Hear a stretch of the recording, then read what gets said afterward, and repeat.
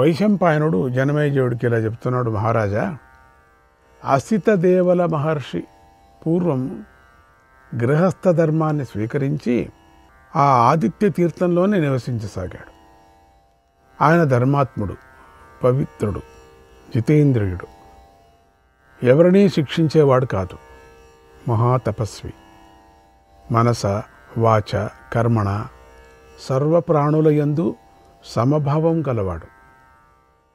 ఆయన క్రోధరహితుడు, నిందాస్తుతులను సమానంగా స్వీకరించేవాడు. ఇష్టమైన అనిష్టమైన ఆయన ప్రవర్తన సమానంగానే ఉండేది. ఆయన యముడిలాగా సమదృష్టి కలవాడు. కాంచనేలోష్టభావే చ సమదర్శి మహాతపాః దేవాన పూజయ నిత్యం అతిథీంశ్చ ద్విజైః సఖ. ఆ మహాతపస్వి బంగారాన్ని మట్టిగడ్డను ఒకటిగానే చూస్తాడు. ఎప్పుడు అతిథులను, బ్రాహ్మణులను, దేవతలను పూజిస్తూ ఉంటాడు. నిత్యము బ్రహ్మచర్యాన్ని పాటిస్తూ ఉంటాడు. నిత్యము ధర్మాన్ని ఆచరిస్తూ ఉంటాడు. ఒకనాడు సన్యాసి అయిన జైగిషవ్యముని యోగాన్ని ఆశ్రయించి ఆ తీర్థానికి వచ్చాడు. సమాధి నిష్ఠలో ధ్యానం చేసుకుంటూ అక్కడ ఉండసాగాడు. ఓ మహారాజా, ఆయన చూస్తూ కూడా దేవల మహర్షి యోగ సాధన చేయలేదు. ఇలా చాలా కాలం గడిచిపోయింది. తర్వాత దేవతలకి జైగీషవ్యుడు కనిపించడం మానేశాడు. అప్పుడప్పుడు, అంటే తర్వాత దేవలుడికి జైగీషవ్యుడు కనిపించడం మానేశాడు. అప్పుడప్పుడు మాత్రమే కనిపించసాగాడు. కేవలం భిక్షా సమయంలోనే జైగీషవ్యుడు ఆ దేవలుడి దగ్గరకు వచ్చాడు. అప్పుడు ఆ మహాముని దేవలుడు ఎంతో గౌరవించాడు. ఋషులు చెప్పినట్లుగా అర్చించాడు కూడా. అలా కొన్ని సంవత్సరాలు గడిచిపోయాయి. ఒకనాడు దేవలుడికి ఎంతో బాధ కలిగింది. ఎందుకంటే మహాత్ముడైనటువంటి ఆ జైగీషవ్యమునిని నేనెంతో భక్తి శ్రద్ధలతో ఎన్నో సంవత్సరాల నుండి సేవిస్తున్నాను. ఈ మహాత్ముడు నన్ను చూస్తున్నాడే కానీ నాతో మాట్లాడటం లేదు అని ఆలోచిస్తూ కలశం పట్టుకొని ఆకాశ మార్గంలో సముద్రం వద్దకు వెళ్ళాడు. అయితే అక్కడ తనకన్నా ముందుగా ఉన్న జైగీషవ్యుడిని చూసి దేవరుడు ఆశ్చర్యపోయాడు. ఇలా ఆలోచించసాగాడు, ఈ భిక్షువు ఇంతలోనే ఇక్కడికి ఎలా వచ్చేశాడు? అప్పుడే స్నానం కూడా పూర్తి చేశాడు అనుకున్నాడు. తర్వాత దేవరుడు స్నానం చేసి జపము మొదలైన నిత్యానుష్ఠానాలు పూర్తి చేసుకున్నాడు. కలశంలో నీటిని నింపుకొని ఆశ్రమానికి వెళ్ళాడు. ఆశ్చర్యం, అక్కడ జైగీషవ్యుడు కూర్చొని ఉన్నాడు. దేవరుడికి నోటి నుంచి మాటే రాలేదు.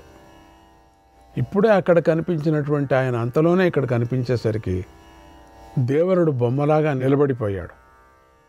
జైగీష్యుడు మాత్రం దేవరుడితో ఏమీ మాట్లాడలేదు. కట్టెలాగా ఉండి తన తపస్థాను చేసుకుంటున్నాడు. దేవరుడికి చింత పెరిగిపోయింది. ఈయన ఇప్పుడే కదా సముద్రం దగ్గర కనిపించాడు, ఇంతలో ఇక్కడికి ఎలా వచ్చేశాడు, నాకంటే ముందుగా ఎలా వచ్చేశాడు అని తీవ్రంగా ఆలోచించాడు. అసలు ఈ జైగీష్యుడి తపశ్శక్తి ఎంతో తెలుసుకుందాం అనుకొని టక్కున ఉన్నట్టుండి దేవరుడు ఆకాశానికి ఎగిరిపోయాడు. ఆకాశంలో దేవరుడు సిద్ధులను చూశాడు. అయితే వెంటనే ఆశ్చర్యపోయాడు. ఎందుకంటే ఆ సిద్ధులు జైగీష్యుడిని పూజిస్తున్నారు. ఈ మహాత్ముడు ముందుగా అక్కడికి వచ్చేశాడు. సిద్ధుల చేత పూజలు అందుకుంటున్నాడు. ఆ దృశ్యాన్ని చూసి దేవరుడికి ఈసారి కోపం వచ్చింది. అంతలోనే జైగీష్యుడు చూస్తూ ఉండగానే స్వర్గానికి వెళ్ళాడు.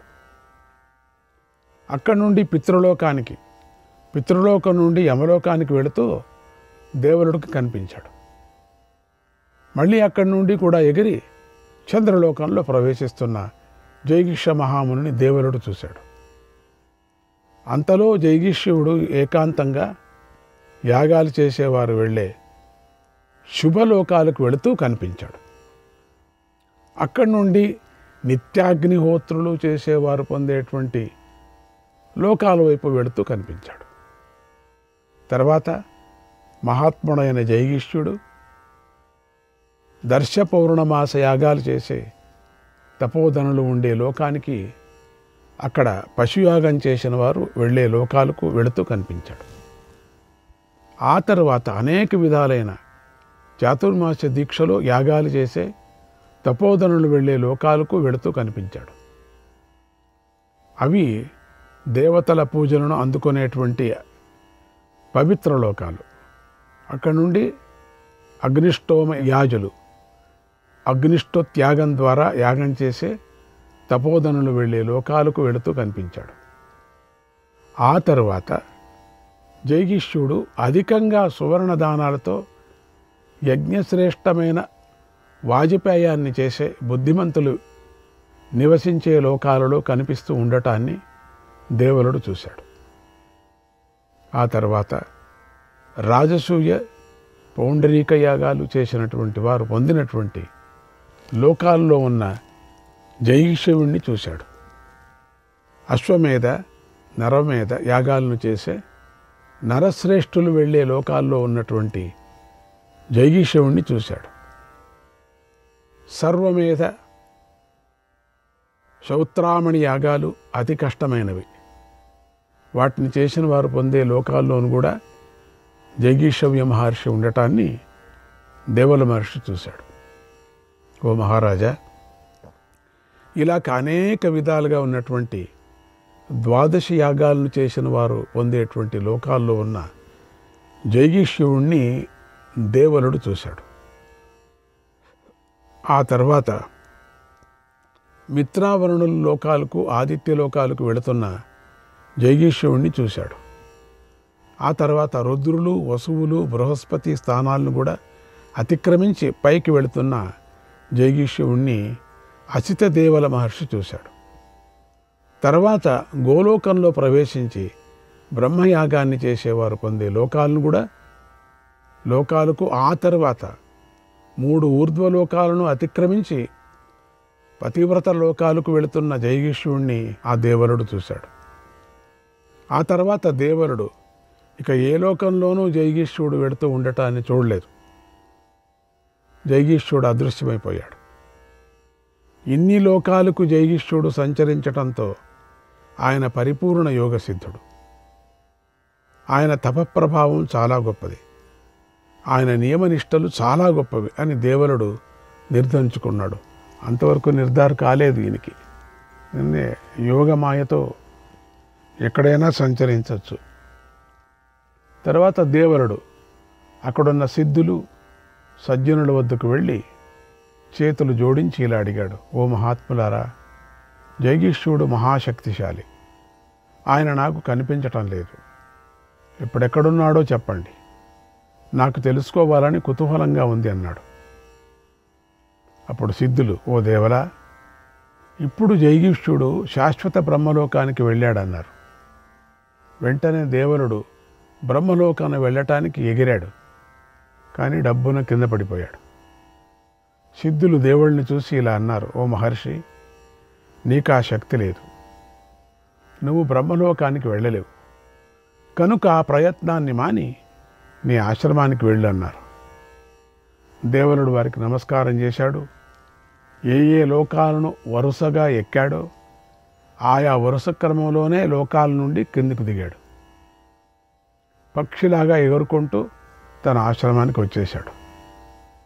లోపలికి అడుగు పెట్టాడు. ఆశ్చర్యపోయాడు. అక్కడ దేవలుడికి జైగీష్యుడు కనిపించాడు. దేవలుడు ఎంతో వినయంతో ఆయన వద్దకు వెళ్ళి నమస్కారం చేశాడు. ఇలా అన్నాడు, ఓ స్వామి, నేను మోక్ష ధర్మాన్ని ఆశ్రయించాలని అనుకుంటున్నాను. నాకు దయచేసి నాకు దానిని ఉపదేశించండి అని కోరాడు. అప్పుడు జైగీష్యుడు ఆ మాట విని దేవలుడికి సన్యాసం మీద ఇష్టం కలిగిందని గ్రహించాడు. యోగానికన్నా సన్యాసమే శ్రేష్టం కదా. యోగాన్ని ఉపదేశించాడు. కర్తవ్య అకర్తవ్యాలను యథాశాస్త్రంగా ఉపదేశించాడు. విధి ప్రకారంగా సన్యాస స్వీకారానికి అవసరమైన సర్వకర్మలను చేశాడు. ఆ సమయంలో పితరులతో సహా ప్రాణులు, ఆహా, ఈ దేవరుడు ఇంతవరకు మనకు అన్నం పెట్టాడు, ఇప్పుడు ఇతడి బుద్ధి సన్యాసం మీదకు మళ్ళింది, ఇక మనకు అన్నాన్ని ఎవడు పెడతాడో అని గట్టిగా రోధించాయి. ఆ రోదనలు దేవుడికి అతి దీనంగా 10 దిక్కుల నుండి వినిపించాయి. ఇంతమంది బాగుండటం కోసం సన్యాసాన్ని విడిచిపెడితే బాగుంటుందేమో అని ఆలోచించాడు.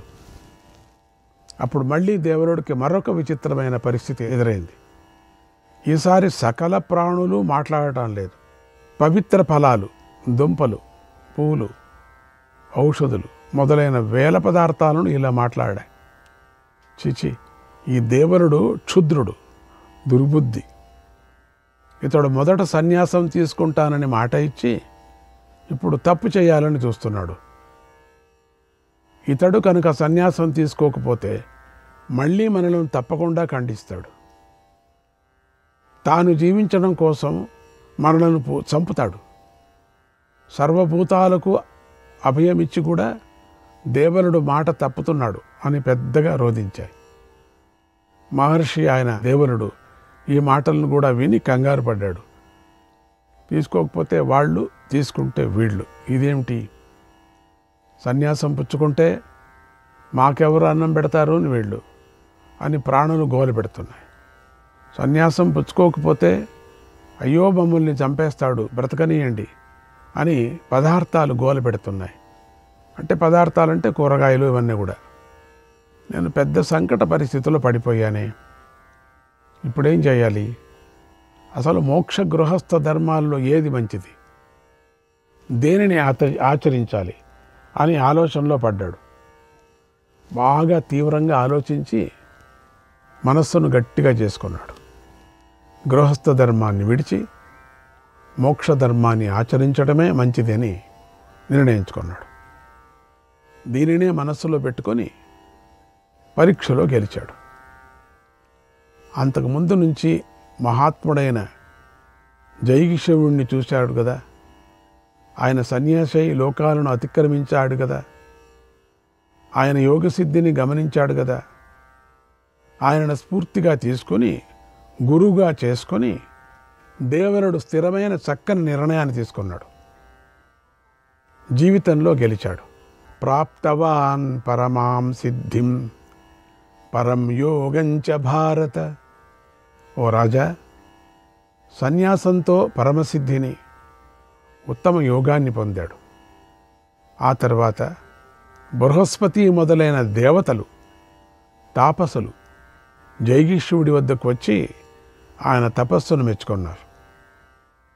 అప్పుడు నారద మహర్షి జైగిష్యుడి యొక్క ప్రభావాన్ని, తపస్సును, యోగాన్ని లోకానికి తెలపాలని, దేవతల నోటి నుంచి సత్యాన్ని తెలపాలని భావించి చిత్రంగా ఇలా అన్నాడు: ఈ జైగిష్యుడిలో తపస్సు లేదు, యోగము లేదు.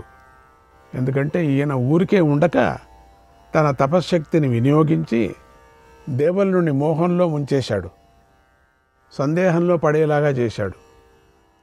అందుచేత ఇది జైగిష్యుడి ప్రభావం కాదు, ఆయనకే తపస్సు లేదు అన్నాడు. ఆ మాటలు విని దేవతలంతా ఇలా అన్నారు: ఓ మహాత్ములారా, జరిగింది అది కాదు, మేము ఇప్పుడు సత్యం చెప్తున్నాం, వినండి. నైవమిత్యేవ శంసంతః నైవమిత్యేవ శంసంతః జైగీషవ్యం మహామునిం జైగీషవ్యం మహామునిం నాతః పరతరం కించిత్ నాతః పరతరం కించిత్ తుల్యమస్తి ప్రభావతః తుల్యమస్తి ప్రభావతః తేజసస్తపసశ్చాస్య తేజసస్తపసశ్చాస్య యోగస్య చ మహాత్మనః యోగస్య చ మహాత్మనః. జైగిష్యుడు మహాముని, మహాయోగి. ప్రభావము, తేజస్సు, తపస్సు, యోగము అనేటువంటి ఈ విషయాలలో మహాత్ముడైన జైగీష్యుడిని మించినవాడు కానీ సమానమైన వాడు కానీ ఎవడూ లేడు అనే సత్యాన్ని ప్రకటించారు.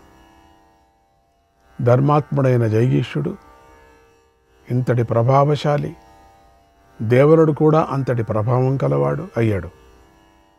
ఆ మహాత్ములు తపస్సు చేసిన తీర్థస్థానం ఇది. బలరాముడు ఈ తీర్థం వద్ద స్నానం చేసి విప్రులకు ధనాన్ని దానం చేశాడు, ధర్మఫలాన్ని పొందాడు. తర్వాత పరమార్థ దృష్టిలో సోమతీర్థానికి వెళ్ళాడు. ఇది గొప్ప తీర్థం అన్నాడు వైశంపాయన మహర్షి. శ్రీకృష్ణాయ పరమాత్మనే నమః. 51వ అధ్యాయం. వైశంపాయన మహర్షి జనమేజయుడికి చెప్తున్నాడు, మహారాజా, ఆ సోమతీర్థంలో చంద్రుడు రాజసూ యాగం చేశాడు. అక్కడే తారకాసురుడితో మహాసంగ్రామం కూడా జరిగింది.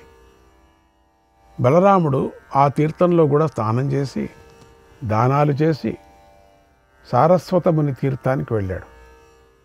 పూర్వం ఒకసారి 12 సంవత్సరాలు కరువు ఏర్పడింది. ఆ తీర్థంలో సారస్వతముని విప్రుల చేత వేదాధ్యయనం చేయించాడు అన్నాడు. జనమేజయుడు ఆ మాటనంతా విని ఇలా అడిగాడు, ఓ మహర్షి, 12 సంవత్సరాలు కరువు సంభవించింది కదా, అప్పుడు సారస్వతముని విప్రుల చేత వేదాన్ని ఎలా చదివించాడు? అసలే ఆకలి దప్పులతో బాధపడే ఆ సమయంలో ఆ ముని వేదాన్ని చదివించటం ఎలా సాధ్యమైంది అని అడిగాడు. అది నిజం కదా, ఆకలి దప్పులుగా ఉండే సందర్భంలో ఎట్లా చదివారు వాళ్ళు? అప్పుడు వైశంపాయన మహర్షి ఇలా చెప్తున్నాడు, మహారాజా, పూర్వం బ్రహ్మచారి, బుద్ధిమంతుడు, జితేంద్రుడు అయినటువంటి ఒక ముని ఉండేవాడు. అతని పేరు దధీచుడు. ఆయన మహాతపస్వి. ఆ దధీచి అంటే ఇంద్రుడికి భయం. ఎన్ని మాయలు చేసినా, ఎన్ని ఉపాయాలు చేసినా ఆ దధీచి మహర్షిపై పనిచేయవు. ఆయనను మోసగించడం సాధ్యం కాదు. ఇంద్రుడు మాత్రం ప్రయత్నం వదల్లేదు. ఒకనాడు ఆయనను మోసగించడానికై ఒక దివ్య అప్సరసను పంపించాడు. ఆమె పేరు అలంబుష. అప్పుడు దధీచి మహర్షి సరస్వతీ నదీ తీరంలో దేవతలకు తర్పణాలు ఇస్తున్నాడు. ఆ సమయంలో అలంబుష దధీచి వద్దకు వచ్చింది. ఆ అప్సరసను చూడగానే ఆ మునికి తేజస్సు పతనమై నదిలో పడింది. నది ఆ తేజస్సును గ్రహించింది. ఒక పుత్రుణ్ణి కోరుకొని ఆనందంగా దాన్ని తన కడుపులో పెట్టుకొని గర్భం ధరించింది. ప్రసవకాలం కాగానే ఆ నదీమ తల్లి ఒక కుమారుణ్ణి ప్రసవించింది. పిల్లవాడిని తీసుకొని ముని వద్దకు వెళ్ళింది. అప్పుడు దధీచి మహర్షి మహర్షుల సభలో ఉన్నాడు. ఆ మహర్షిని చూసి నదీమ తల్లి కుమారుణ్ణి ఆయనకిస్తూ ఇలా అంది, ఓ బ్రహ్మర్షి, ఇతడు నీ పుత్రుడే. నేను నీ పట్ల గల భక్తిభావంతో గర్భం ధరించాను. నువ్వు గతంలో అప్సరసు అయిన అలంబుషును చూసి మోహితుడవయ్యావు. అప్పుడు పతనమైన నీ రేతస్సును నేను కడుపులో ధరించాను.